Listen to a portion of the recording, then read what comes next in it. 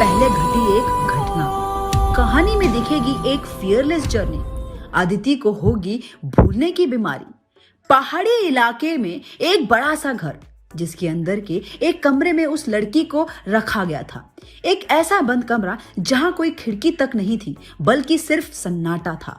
एक बहुत ही खूबसूरत लड़की कमरे के बीचों बीच एक कुर्सी से बंधी हुई थी। अंधेरे में भी उसका खूबसूरत चेहरा चमक रहा था।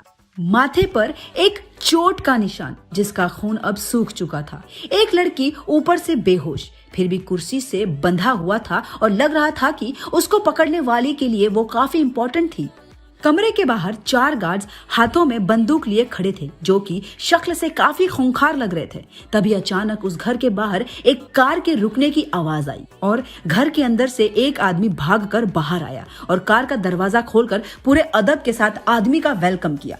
काले सूट में, चेहरे पर मास्क पहने एक आदमी कार से नीचे उतरा और उसके हाथ में सोने से बने शेर के मुंह वाली लाठी थी और लेफ्ट हैंड में सोने के पट्टे वाली एक वॉच। इस आदमी को देखते ही समझ आ रहा था कि या तो वो बहुत अमीर है या उसको दिखावा करने की आदत है। उस आदमी के घर में एंट्री करते ही वहां जितने भी उसके आदमी खड़े थे वो अब इकट्ठे हो गए और वो आदमी सोफे पर बैठ गया।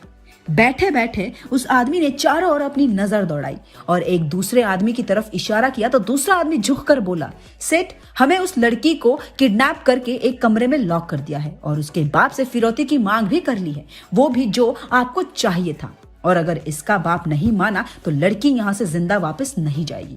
और वो आदमी जो खुद को सेठ और महाराज बुलवा रहा था, उसने अपने आदमी की तरफ देखते हुए बोला, बलवंत, तुम क्या करते हो? उससे हमें कोई मतलब नहीं है, हमें बस वो चीज चाहिए, चाहे उसके लिए पूरे खन्ना खानदान को ही क्यों ना खत्म करना पड़े। इतने में वो महाराज इस लड़की को एक बार फिर से पूछने के लिए कहता है कि होश में लेकर आओ इस लड़की को, मुझे वो चीज हर हालत में चाहिए और पूछो इससे कि वो कहाँ है। महाराज के आदमी उस लड़की के पास जाते हैं और उसके मुंह पर पानी के छींटे डालते हैं ताकि उसको होश आ सके। और जैसे ही अदिति को होश आता है तो वो ऐसे रिएक्ट करती है जैसे उसको कुछ याद ही नहीं है। लेकिन महाराज के आदमी उसको 2 चांटे लगाते हैं और वो अधमरी से हालत में अपनी आधी आंखें खोलकर छड़ी तरफ हल्का हल्का देखने की कोशिश करती है, लेकिन वो समझ ही नहीं पा रही थी कि वो कहाँ है और क्यों है। तभी महाराज की आवाज आती है, ए लड़की, होश में आ और जल्दी बता कि हमारी वो कीमती चीज तेरे बाप ने कहाँ छुपा कर रखी है। लड़की अपनी आंखें अच्छे से खोलती है और एक ही सवाल करती है, मैं कौन हूँ? और कमरे में खड़े सभी लोग एक दूसरे को देखने लगते हैं और उसको एक थप्पड़ मारा जाता है और कहा जाता है, ये नाटक बंद कर लड़की और सच सच बता जो हम पूछ रहे हैं, वरना तुझे यहीं जिंदा गाड़ देंगे।